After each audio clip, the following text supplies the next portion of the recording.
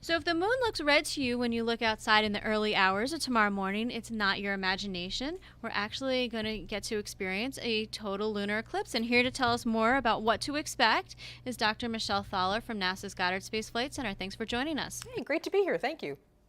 So tell us what happens during an eclipse. Yes, well, when you see the moon shining in the night sky, you're actually seeing reflected sunlight.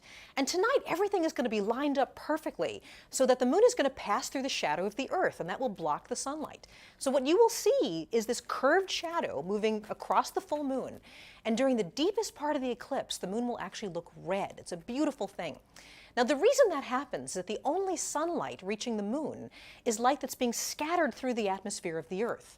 And the Earth's atmosphere scatters away blue light, but lets red light through in a much more direct manner. It's actually the reason a sunrise or a sunset looks red to us. That red light is bouncing off the moon.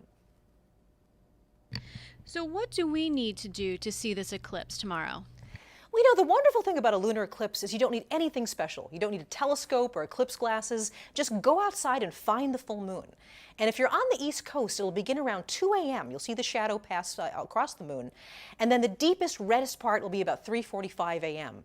So I'm going to set my alarm clock for about 3 a.m., get a cup of coffee, and sit back for a beautiful, free celestial show. Now tell us, will this eclipse affect any NASA spacecraft? Well, yes, actually it does. Our spacecraft around the moon use solar batteries. They need solar panels and sunlight. So the eclipse will block the sunlight, meaning the batteries will run down. And of course, we at NASA are aware of this. We prepared for this. We're going to be monitoring the health of LRO, the Lunar Reconnaissance Orbiter, which is currently orbiting the moon, taking wonderful pictures. And exactly how the batteries respond to this darkness will even help us design better batteries in the future. Tell us, what are some of the things we're learning about the moon from the spacecrafts that are orbiting it? Well, the moon seems so familiar to us, but it turns out there's a lot to learn about its past, its evolution over time. LRO is returning gorgeous images of the entire surface of the moon, and to me they almost look like art. You can see all of the craters and the mountains.